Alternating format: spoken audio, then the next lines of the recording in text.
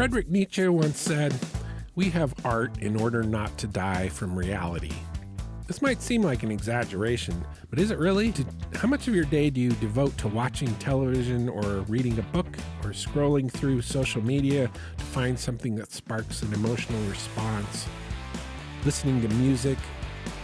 All of these are forms of art, and it's impossible to imagine life without them. For this podcast, I plan to talk to creative people from all mediums about their creative process, and also about why and how creativity is important to the culture of America. Welcome to the Song of Roland, American Culture at Full Volume, where we turn everything up to 11.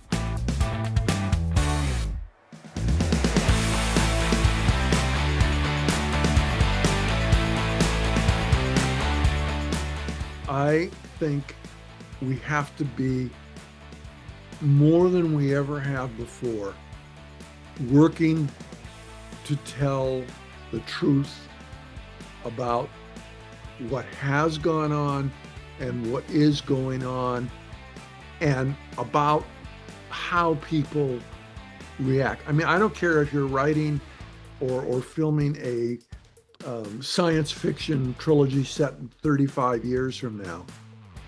You can talk about how people are deceived by their screens. You can talk about how people who we thought knew what they were doing turned out not to be so savvy. You can talk about how it all comes down to the choices we make every day.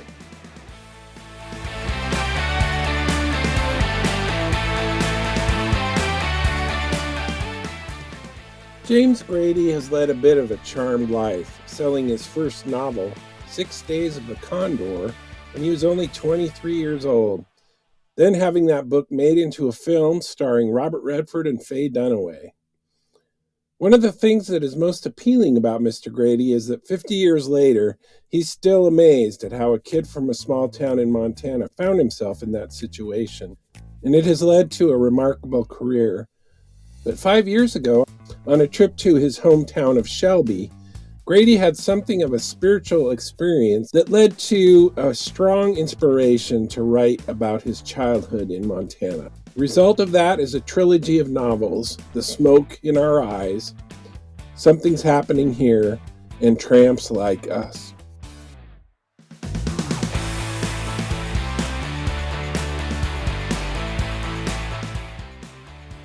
It's so good to see you, man. It's good to see you. You know, it's like I've been waiting and excited. You know, it's like, I'm so glad you're doing this. You know. Oh yeah. I've been excited about it too. We seem to share so many sensibilities about what this place means and what it was like to grow up here, and just the approach to writing about it. So yeah, I've been looking forward to this. Well, I'm yours for however long we need, you know. Okay. Well, let's just kind of dive in with the talking about so this is a 2-novel package, and they're going to release them at the same time. Is that what I understand? It's a kind of brilliant, bold publishing move. They took 2 separate novels and put them in one volume. Okay. And that allows the readers to not have to wait. And it also allows kind of a completion of the trilogy to happen right there in this one volume. And it's also, you know, we're talking about our generation, and we're talking about where we came from. And today, more and more that's getting lost. Yeah. You know, it's just, I mean, I don't know if let me tell you how this all came about. I mean, I don't know, I'm interrupting you here, but No, that's absolutely perfect. Go ahead. I was in Shelby in 2019 in July. And like you do, you go up to the cemetery to pay your respects. This is where my kinfolk are buried, and that's where a couple of my friends who didn't make it to middle age are buried. And I'm standing there, and it's a Montana July. It's a prairie breeze. It's kind of quiet. There's nobody around. And I swear to God, this has never happened to me before. I felt like I was simultaneously hit with a lightning bolt and pulled up in some kind of sucking wind. And I actually heard a voice say, all the old ghosts are leaving town. Mm. And I've never had an experience like that before or since. Uh, I don't know how I got out of the cemetery. I was in such shock. Yeah. I sort of came to parked in my rental car on Main Street, and I realized I owed it to the people we come from, and and to Heartland America, especially small town Montana, to to to write about our reality and do it as fiction, so that Mm. nobody's, all my characters are fictional, and I figure it's not Shelby. It's it's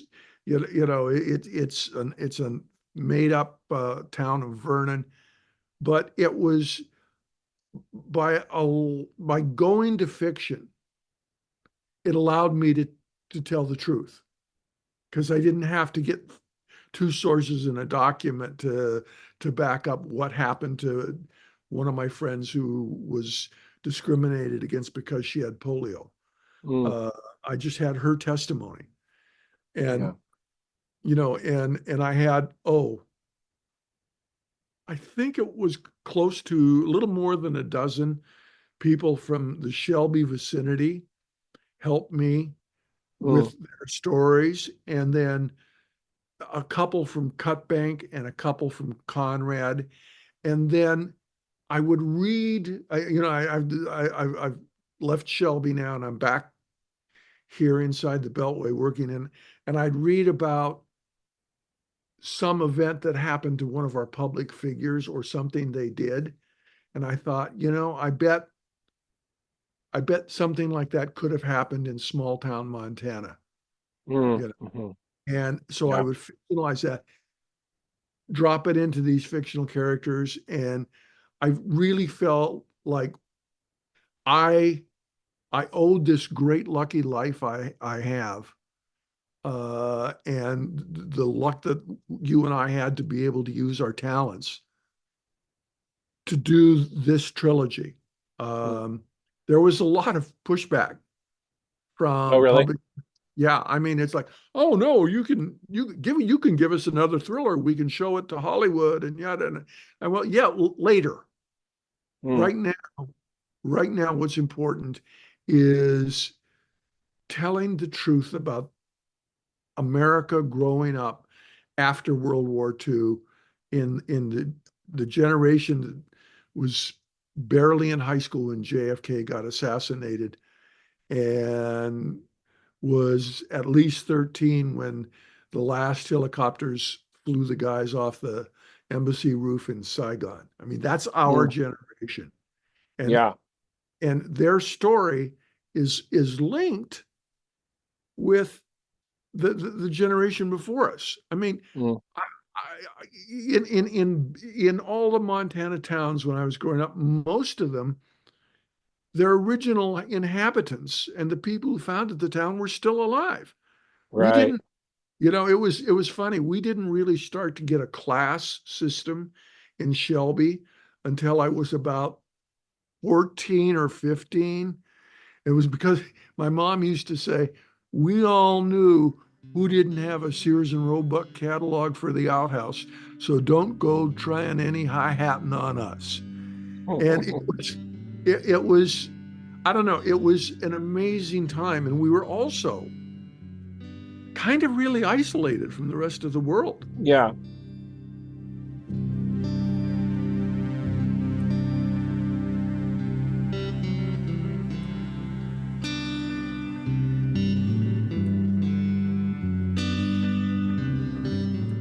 Yeah, and Um, that's one of the things that I liked about these two books a lot was the fact that you explored this young boy's. So the main character's name is Lucas Ross, and he's obviously closely related to James Grady. But one couldn't of the help things it. I loved about his story was that he you capture that isolation. I mean, his main source of information a lot of the time is the radio. So he's not a kid who, this is way before we had instant access to whatever we wanted to know about. And I love the fact that he's the type of kid who's always wondering about the rest of the world. Like he's wondering what it would be like to be in a place where there's black people, which obviously there weren't in Shelby in the 50s and Right. 60s. Um, he's got the one native friend. Is it Marin or Marin or I call it Marin, yeah. is how I pronounce it. I had, it was a shock to me that Marin and a couple of my other friends who were they still call themselves Indians, but Native Americans or whatever you want to whatever is your preference for adjective. Yeah. When I saw the racism that some of them were dealing with, it well, Hmm. it was I felt like I'd been a pool ball knocked into another table or something. Mm. It was just stunning to me, and I didn't get it. And you really can't describe all of that if I can't describe that kind of racism in too much detail because I'm white, but Yeah. I can describe having James Welch and who was I knew and is a vastly underrated Montana Yeah. author. He's a great Uh, writer. and a couple of my friends, some of whom I lived with in later years, uh, I would listen to them trying to explain to me, and that was helpful. But to be growing up, like you said, not only did we not just have anything like mostly had the radio. It was like KOMA, Oklahoma City, 50,000 watts, or WLS, Windy City, Chicago, 50,000 watts. And until I was about 12, many of the homes in the Highline area, at least, didn't have TVs. Hmm. And when once we got them, oh my God, you could occasionally get a Canadian station to come in. It was always really fuzzy. It was always black and white. And that was the beginning. Yes, people were getting sometimes 3 daily newspapers, the Spokesman Review, the Great Falls Tribune, and the Great Falls Leader, which was an evening paper. And people would get like the weekly magazines and the monthly magazines, but you didn't really have a sense of that outside world except through radio and books Hmm. and the movies. I mean, my Yeah, I was dad, just gonna say he's got that job at the movie theater, which is oh, uh, yeah, and clearly and an eye opener for him. oh yeah, and for it was for me. My father managed the Roxy movie theater in Shelby Mm. uh, all through my youth until autumn of my junior year in high school. So, darn it, I had to go see every movie.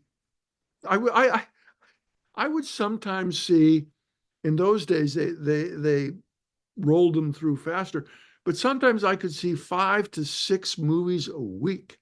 Mm. You throw in the Saturday matinee, you throw in the double feature on Friday night. Um, And the movies, the books, and the radio, they gave me a sense that there was an outside world out there that I wanted to know more about. Yeah. Even even as I was watching the mysteries around me unfold. I Mm, mean, watching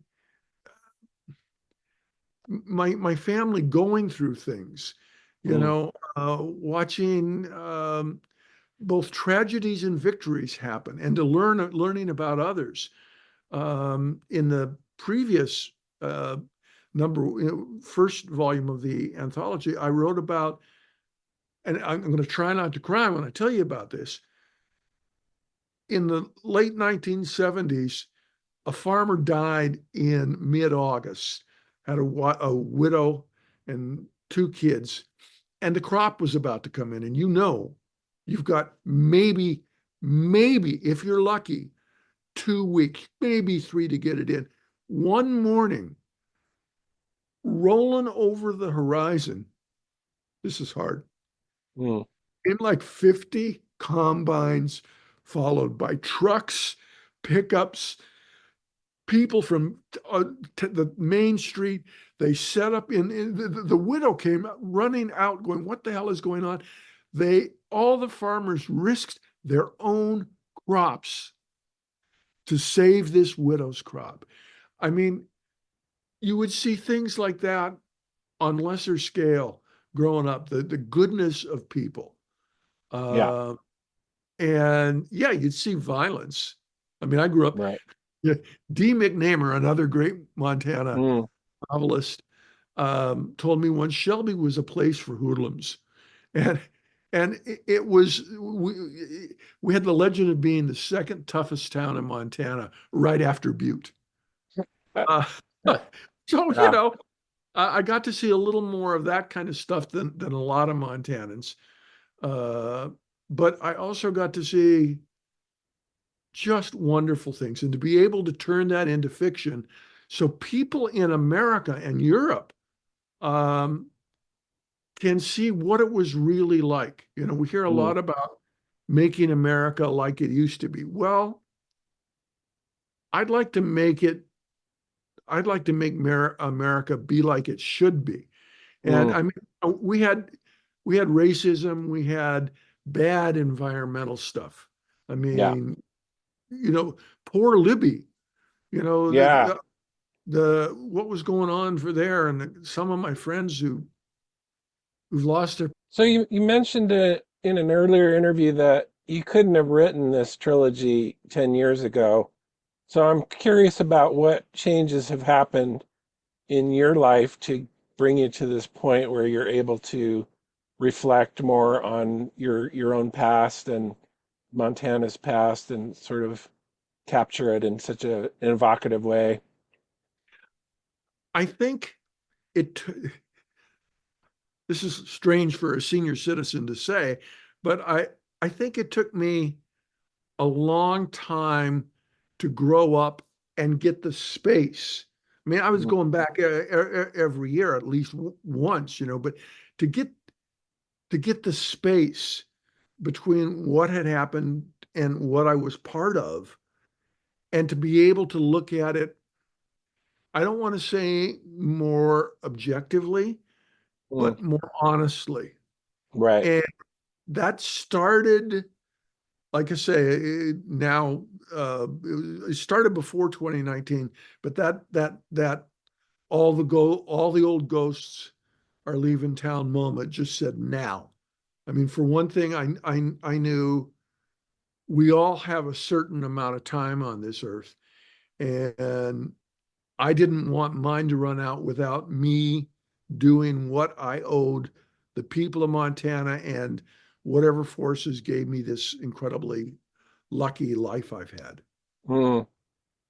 Well, yeah, you must have felt a tremendous amount of inspiration because you wrote three novels pretty quickly, right? You said it was Yeah, 5 years ago when you visited the cemetery, yeah, so you cranked those things out, right?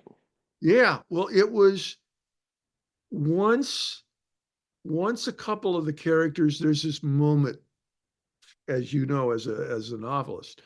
Uh, there's this moment when the characters stand up and tell you, no, I am not Yeah. 5'3". I am 5'7", and my name is not really Joe. It's Peter or whatever. And Yeah. that happened pretty quickly. And when I told, like I say, I had about 12 to 15 sources that I went out and reported to make sure that, my memory wasn't skewed, or I wasn't or I was prejudiced.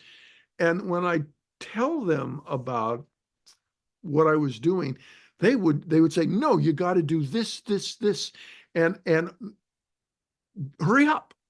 I had more than one of them told me, said, what are you waiting for? You know? And it once it started coming, it flew. I thought it was going to be one book, but it Oh, really? flowed. Yeah, but it flowed like a river. And I knew that there had to be three separate time periods, which in a way is like the classic structure for any fiction, which is the beginning, the middle, and the end.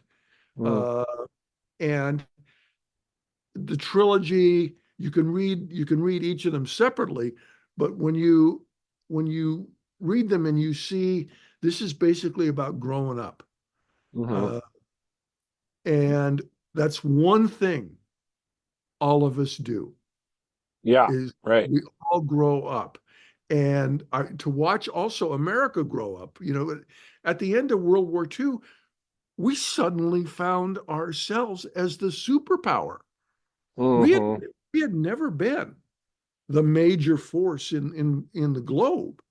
Suddenly we had it, and and you could see this around Billings, you could see this around Great Falls and some of the Glasgow places like that. We had Minuteman missile silos Right. all over the state, and we had three major Air Force bases, and we were on the front lines of being an American superpower when some of us, had barely just figured out what that meant. Mhm. Uh, Yeah.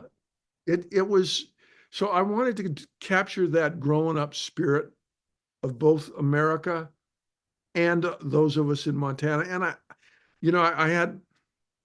I have friends from other states, and when I tell them what I was doing, or when they read it, a couple of my friends from states that have literally very little in common with Montana have said to me, "How did you know that was going on in my hometown?"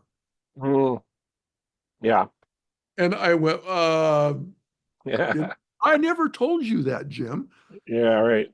No, but there's a universality that I guess I don't want to even, every group of people grows up Mm, with. yeah. And I was able to tap into that, I think. Yeah, absolutely. It's a very American story. I mean, it's definitely got a Montana flavor and a Montana centered feel to it, but and for that reason I love the fact that you called it American Sky. But why don't you tell me, for the sake of the readers, just name all the three of the trilogy and explain exactly what your main focus was for each of the three Sure. books. Sure, I'd love to do that. Well, the trilogy started with the novel called The Smoke in Our Eyes, and it's set in 1959, the day the music died, as with Mm, Buddy Holly. And it was also the end of the Eisenhower era, and it was the first year we had official killed in action Americans in Vietnam. mm, right. And my protagonist, Lucas, is 10 years old. And I watched this with my kids, and I remembered it with me too. Fifth grade and being 10 years old is where you start to leave childhood behind. You're still a kid, you're still a child, even, but you're starting to hear and feel things that you didn't, for the first 9 years of your life. And it's funny because Luke and the other kids he's with in The Smoke in Our Eyes, um, they're still treated like children, but they're all growing up. And I deal Mm. with one of the things I deal with uh, is the struggle between justice and law and order. Mm. And to see this through a 10-year old Luke's eyes, there's a car wreck. And every one of us who's ever grown up in Montana has heard about, or I hope not experienced, being in a car wreck on one of those lonely highways. Uh, and you drive Montana and you see those white crows alongside the edge of the road. And the the story of that and how it impacts Luke's hometown of Vernon is sort of the through line of The Smoke in Our Eyes. And it really goes from a very short period of time, from Easter 1959 until eh, early October of 1959. Which, when you think about it, isn't that long a period of time, but a heck of a lot happens to, Mm. to, to kids when they're 10. And sometimes, as we've seen now and has been in the case in the past in Montana, suddenly a lot can happen in a very short period of time.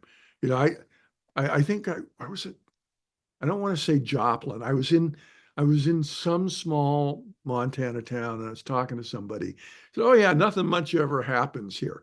And there was a pause. And he said, "Well, of course, Maud shot her husband, and then, we had the big fire down." And it was like, Mm. you just told me, but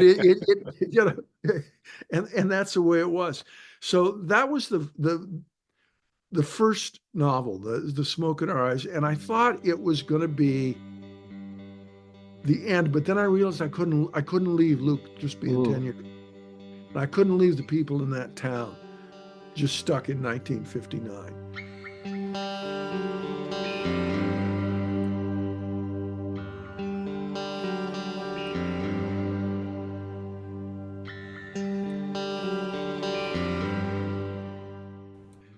And the next two I projected at the same time, but I wrote them separately. The second volume in the trilogy, and it's one of the two barrel double in the double barreled volume American Sky, has its own subtitle, and it's called Something's Happening Here. And there was a moment in high school where I came home to my mother had to sign some form for the school, and she was downstairs ironing, and she always had the TV on for the noise. And in those days, what was going on back east was live. So the shows that the kids were watching, or that they're going to, like American Bandstand, and I think there were a couple others. Uh, those kids had gotten out of school. Hell, we were all in school when they came on, and so I'm waiting for my mom to sign, and I look on the TV, and a group called Buffalo Springfield, which is an amazing group. Out of it, we got Crosby, Stills, Nash and Young, and a bunch of other things. And they played a song, um, and the first few words were "Something's happening here." Mm. And I'm standing there. I'm a senior in high school. I see these guys who are not dressed like we were not allowed in the dress code to be wearing our Right. hair long. Yeah. And I realized, out there in the world, those guys were right. Something was happening. Mm. And so I I took that title, Something's Happening Here. I deliberately, the lyric is something, but those guys dropped the G, in my memory they did. They probably didn't, but I remember it that way. So it's Something's Happening Here. And I realized I wanted to start it with JFK's assassination and go to the end of the Summer of Love, which Hmm. was my high school experience, 63 through 67. And so much happened in that Yeah. time. We started to get, we started to get news that local boys had died in Vietnam. I still remember that. Um, I knew kids I went to high school with who died in tragic accidents, usually work related. Mm. Uh, and but I also, it's like suddenly you've discovered sex. You don't know what to do with it. And most of you didn't have any chance to figure it out intelligently. And you romance and also the pushback against, at that time, a really straight and narrow viewpoint in some high schools where your hair could be no longer than the top of your ear, and Mm. girls girls couldn't wear pants Right. until sophomore, and their skirts, it was somewhere in the middle, and the teachers would literally take a ruler Yeah. and check all that, and at the same time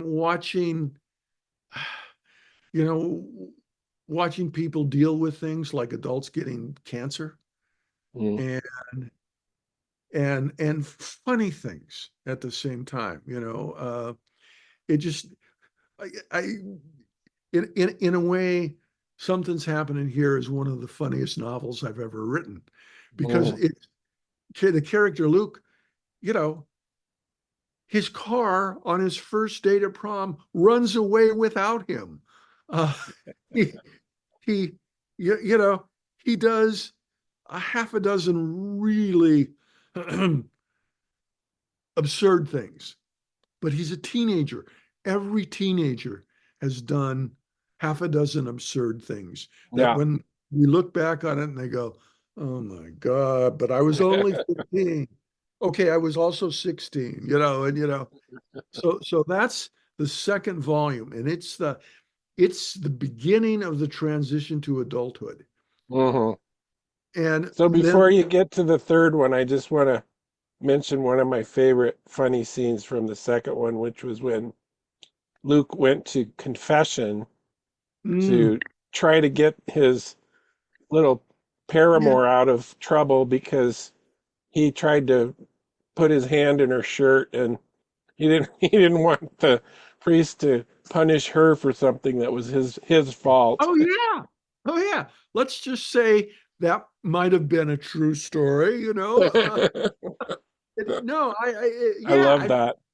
Oh, and uh, when I double checked that with people who might have been involved, there was this shocked look on the now at that point 50-year-old woman, when I told her what I'd done, or what Luke had done. Yeah.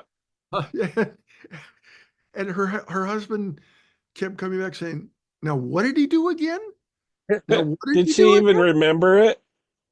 Well, she remembered Luke and she went on a couple dates, but she didn't Ah, remember that incident. And I uh, don't, you know,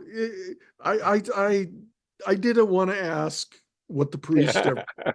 did her. I mean, that goes into her religion, and I didn't. You don't Yeah, want. right. Oh well, and almost, see, I think almost everybody you and I know, and everybody who reads this or is listening to this, they did something wacky like that, or knows someone who did, or Yeah, were part of it. right. And what I hope it does is that Luke's crazy misadventures strike a chord in their lives, and they realize, no, they matter. All of Mm. us matter, and it that's the other thing. I want this trilogy to to to let Montanans know that they really matter, that they're Mm. not, you know, I hated there was that period when the oh so sophisticated coasts would look down on the heartland of America and they would call us things like flyover states. I once almost punched a guy. Mm. Instead, he realized he probably better apologize really fast. Uh, Yeah. because I'm from Shelby, that was the second toughest. Anyway, uh, so I really wanted that to come across in this trilogy. And so that Hmm. was the high school years of Luke. But we didn't, our lives didn't really take off until after we left high school. Even the guys my buddies who dropped out said, yeah, it wasn't until a year or two later, after I Hmm. would have graduated, that things took over. So I think the great American author of my generation is Bruce Springsteen. And he, one of his songs that changed my life was Born to Run. And he has a phrase in there, Tramps Like Us. And I thought he was writing about all of us. And I took those three words, and that became the title of the Right. third novel in the anthology, and the second barrel in American Sky. And it's that last year when you could claim to not be an adult, that you were Mm. still growing up. And for those of us who went to university, it was or college or something, it was when we turned 21. I mean, it used to be Mm. you couldn't vote till you were 21. You weren't legally weren't an adult until you were 21. And I wanted to capture that. And I wanted to do it in a summertime. The third novel is truly a blue collar saga that I wrote. Hmm. I mean, Yeah, I I got agree. I was so lucky that I got to be hired on the Shelby City Road Crew, Hmm. because I got to learn. I mean, I learned in those 4 summers I worked doing, manual labor, blue collar labor, driving machines and trucks, and damn near dying at least once every year from terrible equipment or something. Um, I learned at an equal pace as I would have as I did at the university. Different kinds of learning. I got to see, wow, I got to see so many complex and wonderful, um, often heroic, um, adult men that I worked with in their daily lives. I was no longer Tom Grady's kid. I was Mm. Jim, and I was expected to do my part and to work hard. And that was the kind of thing that happened for most Montanans. It's what you wrote a book in. Was it called "Be How to Be a Man"? Or Just be a man. yeah, Be a man. Yeah. yeah. I mean that was, and also be a woman. I mean, there was. Mm. I was watching it happen to girls I went to high school with, who were working at the phone company and were working, you know, in hospitals as nurses' aides, which really meant sometimes they were the one rushing in to throw a tourniquet on a car victim. Hmm. Uh, so I set Tramps Like Us in the summer of 1970, which was also the summer of Kent State. And ironically, given the day we're recording this, It was the summer after the first Earth Day. Mm. And I wanted to deal with those issues. But the core of it is there's that time, there are probably dozens of times in our life where we have to choose a road. And we're either going to go left or we're going to go right.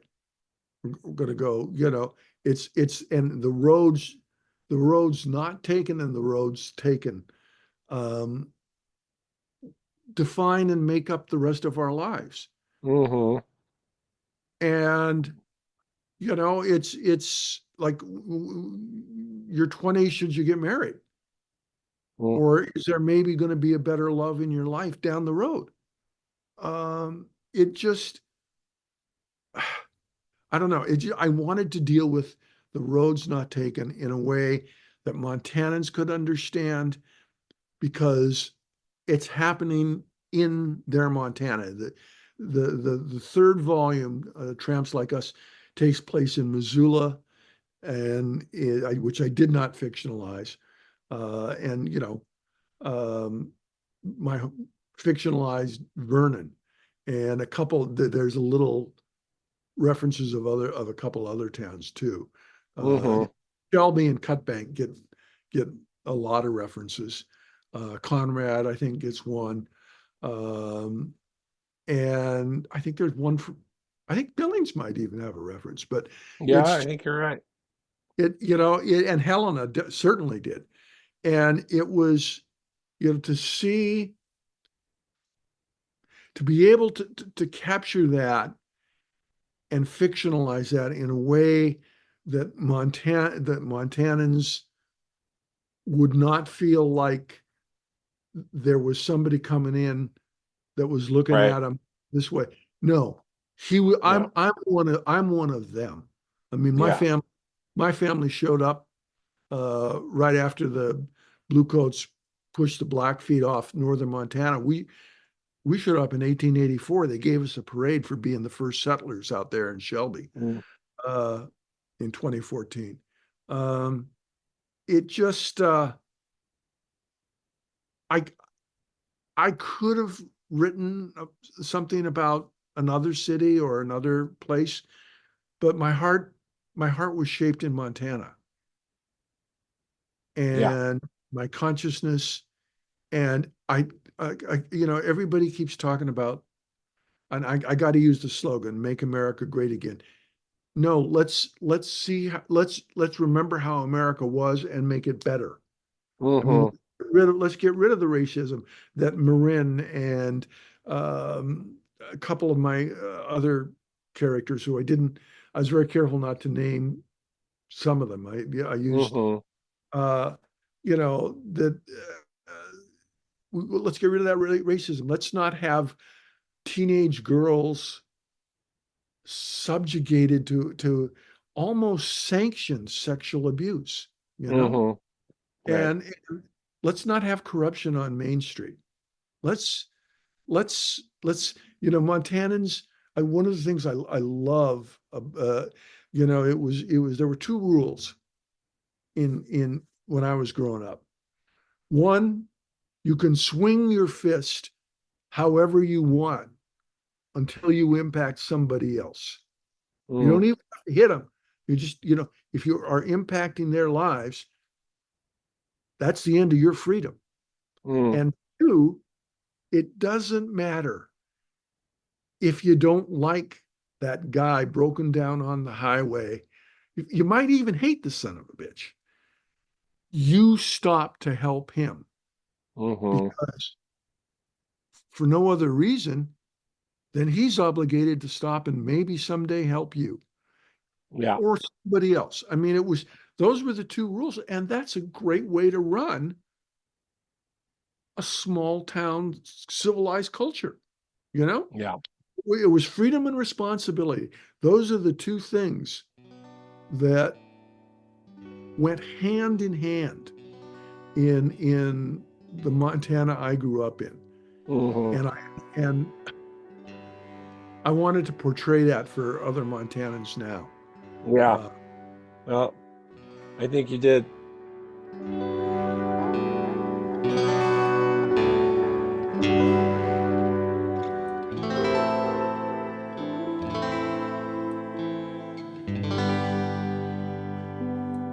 One of the things that I liked about your style is that it's kind of I mean, it's very evocative. It captures so much of the personalities and the dynamics between the characters, but it's also pretty fast paced, which kind of made me think, that your career as a thriller novelist sort of shows through there. Although this has its own feel to it, definitely. But so yeah, I wanted you to go back and talk a little bit about that part of your. You had such an amazing lucky break when you Oh, were 23 or whatever, oh, when you got 6 Days of the Condor published. How did that happen, and how did it end up getting into the hands of Sidney Pollack? this is this. I mean, if I wrote this as a novel, you would have to like never want have me on show 'cause nobody would believe it. Yeah. I wrote. Uh, I had a after I was a research analyst at the Constitution Convention right out of college. Oh, okay. I always knew I wanted to be a novelist. I just didn't kind of have the courage or the know-how to do it yet. So I had to live in hell, and I had a cousin who was unmarried, and I didn't want her to go through that, and she's pregnant.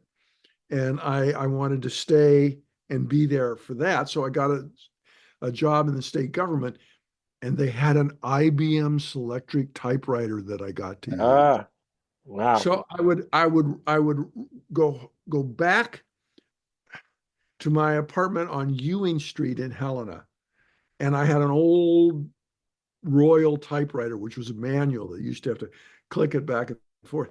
And when I was a senior at the University of Montana, I'd gotten a fellowship to come back to Washington, D.C. for 3 months and be a journalism intern on a congressional staff.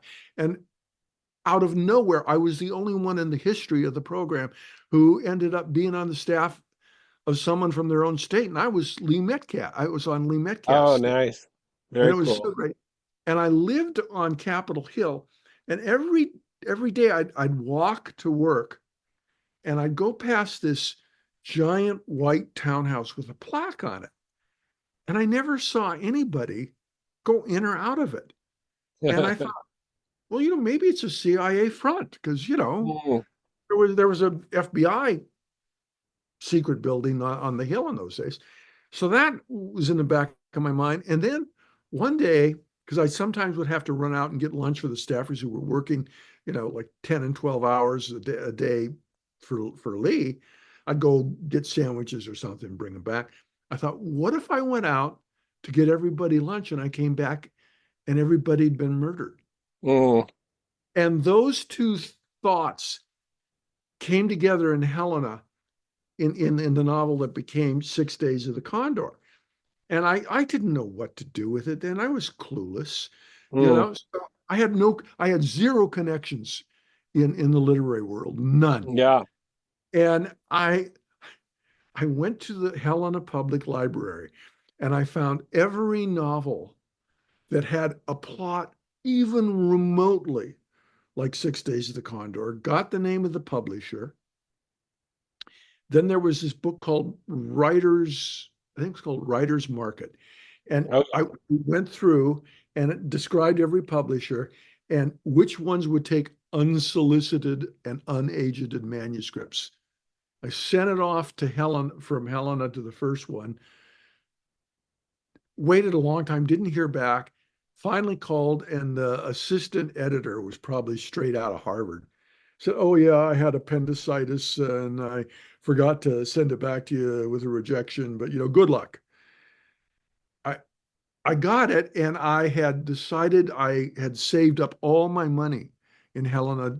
My cousin had had her baby; she was fine, and I was going to go to Missoula because it was friendlier uh, for authors, I thought, and more interesting, and I knew it better. And my girlfriend was still in the university, and I waited till I got a Missoula address and shipped it off to the second publisher. Months go by. And I think it was spring, and I was living in a shack on Defoe Street, which I thought was always kind of, whoa, Defoe, you know, he was an American author. And I, uh, I get this phone call, and it's, hi, this is Starling Lawrence from W. Norton in New York. It's James Grady. Yeah, we'd like to buy your book. And Wow. by the way, you're going to get $1,000 for it. That was that to me. I mean, I thought Yeah. that was just beyond belief. And he said, "Oh, and we think it could be a movie." And part of me went, "Oh God, this poor guy. You know, he's supposed to be more. You know, this could never. I mean, come on, this never happens." Oh, Yeah. sure, yeah, whatever. Hang up. What I didn't know is that W. Norton had decided to pick three books out of what they call the slush pile, the unsolicited manuscripts. Mm, They hired William Morris Agency, who was at the time the biggest agency in Hollywood and New York, to try and sell them to the movies. The agency went to Dino De Laurentiis, who was wow. just trying to make his way in America. And Dino later told me, he says, "Yeah, I thought it could be a movie in the first 4 pages." Wow. And they sold it to Dino.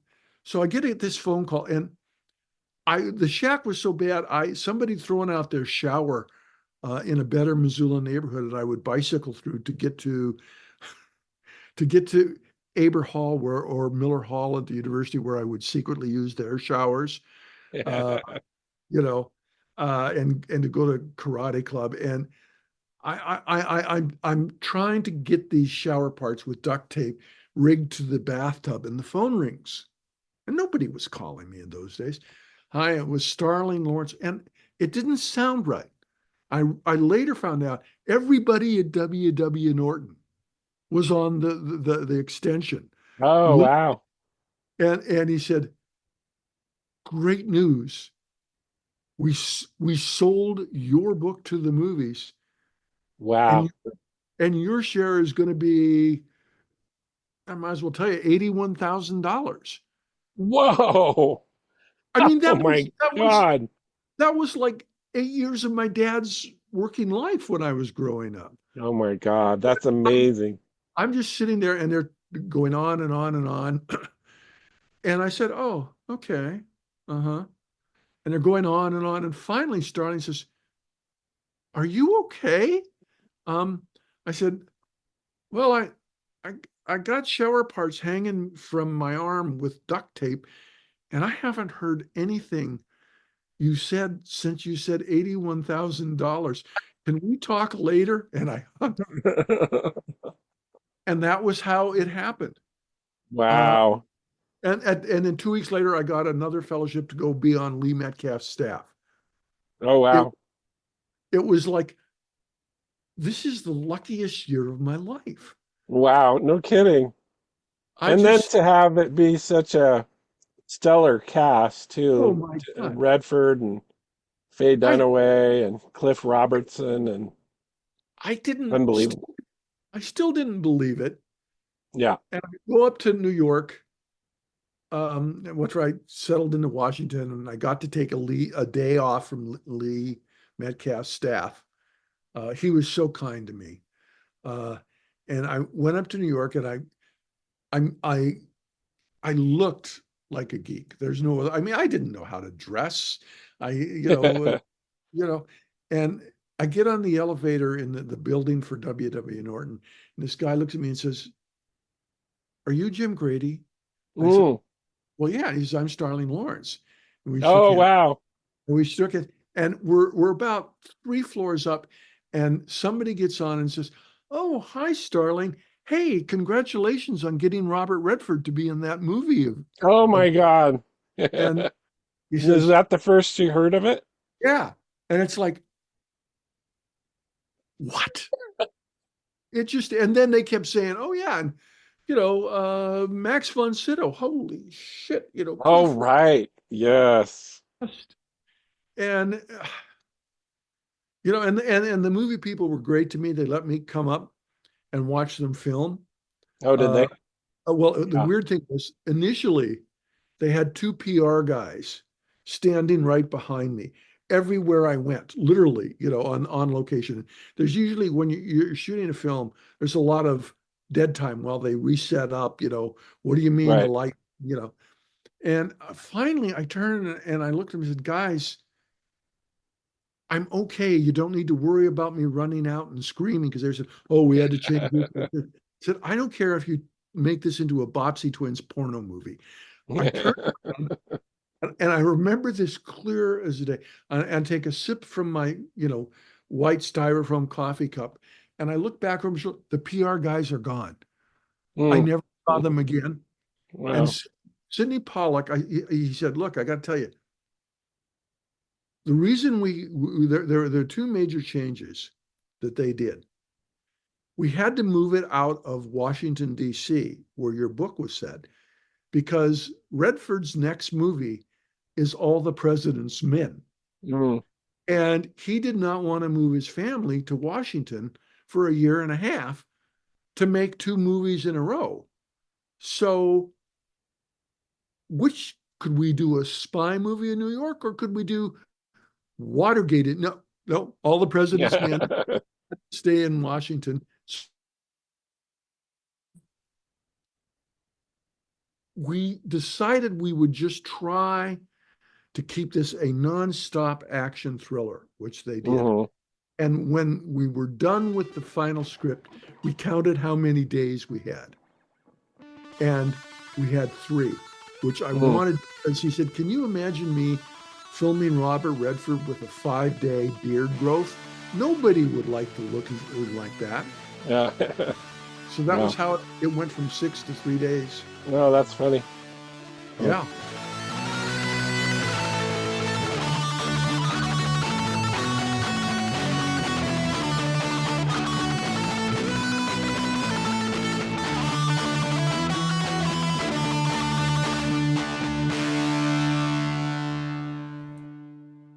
So you wrote quite a few Condor books after that too. Was that something you felt pressured to do, or was it something you Yeah, were happy to do? initially, I again, you know, I, I can't, Russell, I cannot emphasize enough how naive I was Mm. and, and how I knew I was really lucky. But I came to New York with 2 novels, one of which got published under a pseudonym, and the other one had some Vietnam elements. And the head of W. Norton, and this is in 1974, says to me, oh, nobody's going to want to read about Vietnam for 20 Mm. years. And I'm looking at him and I'm thinking, either he's insane or I'm insane, but he's got the power. And he says, we want you to do a quick follow-up. Didn't really want to do, but okay. So I set the second Condor novel in Shelby. Oh, you It's did? Shadow of the Condor, where, wait for this, he is sent there because he's a terrible spy and accidentally uncovers a family of Russian spies posing as Americans. If Uh, only, if only I'd waited a few years for that. And then I said, no, my 4th book I want to do about Colstrip, Montana, and the coal mining that was starting to change mm. southeastern Montana in massive ways. I worked with Northern Plains Resource Council. Oh, did you? Yeah, and that was again. I felt I owed that 4th novel to Montana, and then I was working for an investigative reporting columnist named Jack Anderson. This Right. is this is going to sound astonishing to everybody. He was in 1,000 daily newspapers. Can you Mm. imagine America with a Yeah. 1,000 daily newspapers? And I kept running into real life thrilling situations. And out of that, I would write thrillers. And I did many, I don't even know how many. I feel kind of like it's bad luck to count, you know? Mm, It's, it's yeah. like, it's like, how many women did you date? I don't know. I don't want to do that. And a lot of short stories. And I had, in 2019, I, I showed up in Shelby again, thinking that, well, I'll come up with another thriller. I mean, my imagination is like nonstop. And for me, Mm, writing has been like a cross between a heroin addiction and sex. mm, And and then I go up to the cemetery, and that voice came out of nowhere, and I knew, nope, you got to do a trilogy about Montana, mm, about a fictional town that resembles Shelby, and something that reflects the lives of the people you loved and grew up with. mhm. Uh, Yeah. and so that's how the trilogy, that's sort of the journey that got me here. So is there any talk about movies or series with the new books? There was some, well, a couple things happened. There was some kind of interest in the first one as not a movie, but a streaming series. The Smoke in Our Eyes could be a streaming series because while it only takes place over a few months, you want to focus on various dramas that happen. Hmm.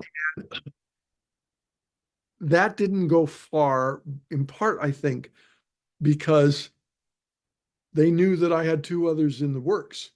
Mm.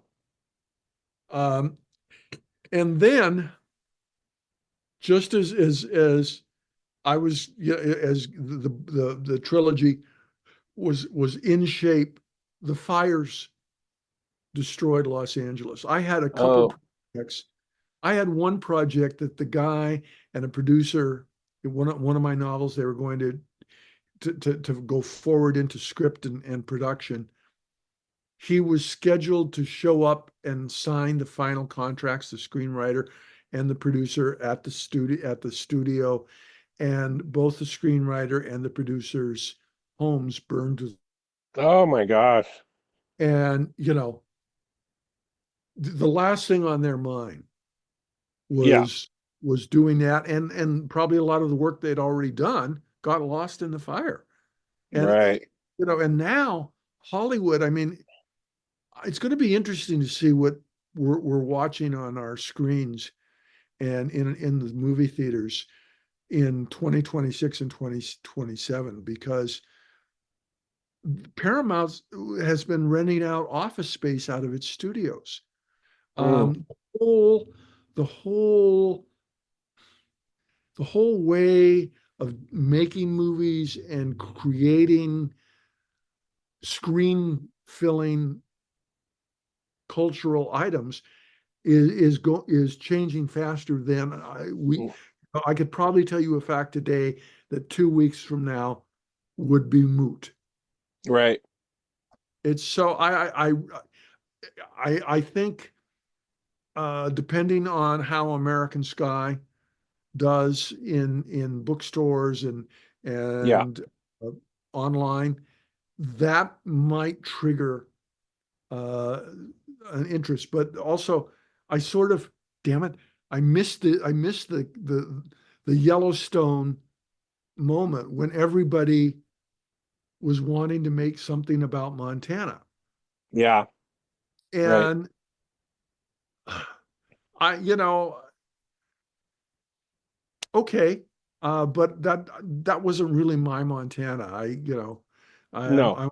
I wanted Yeah. to tell the stories of your readers and listeners. Right. Uh, and Exactly. Yeah, and you know, I wish more movie makers were interested in that story because it's way more interesting. oh,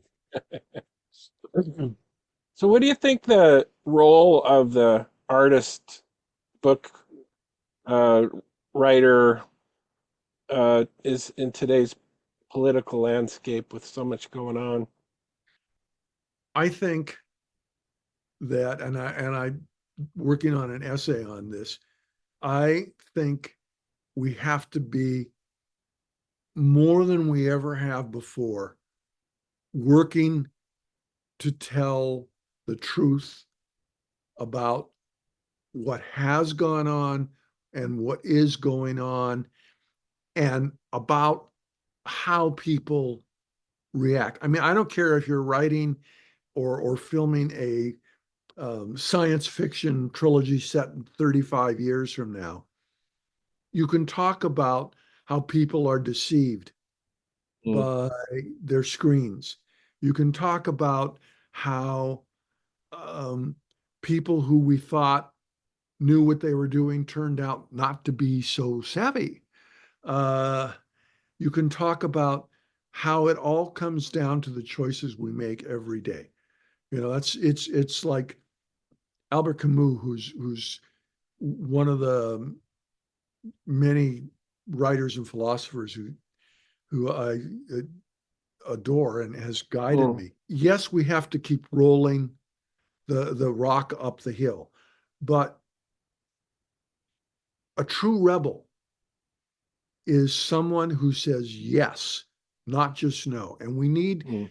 need we need people in Ekalaka and Hamilton and Glendive to say we need our children to have a better lives.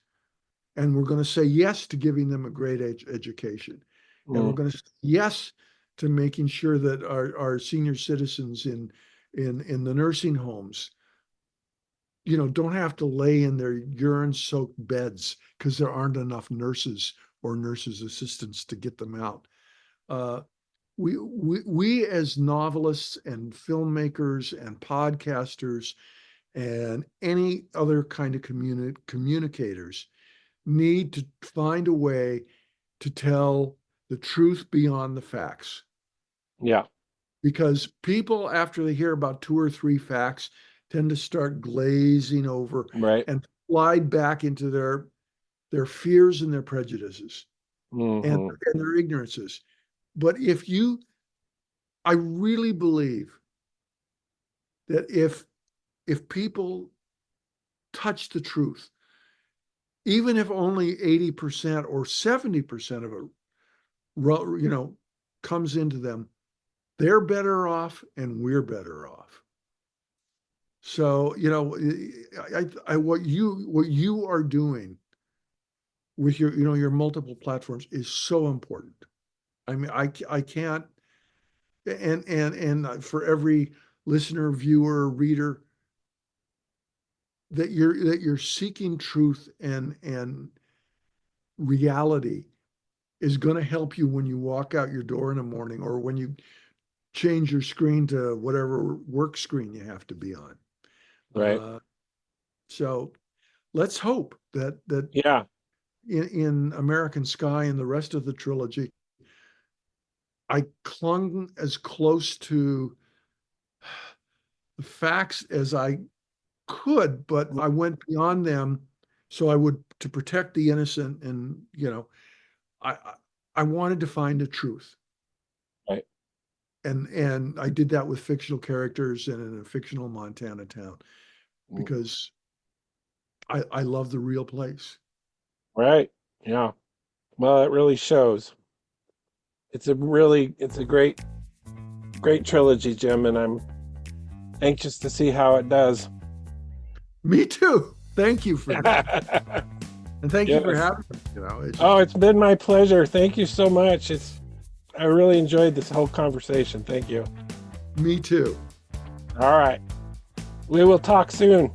All right, and you take care and keep working. Thank you, sir. You too. Okay, bye-bye. Bye.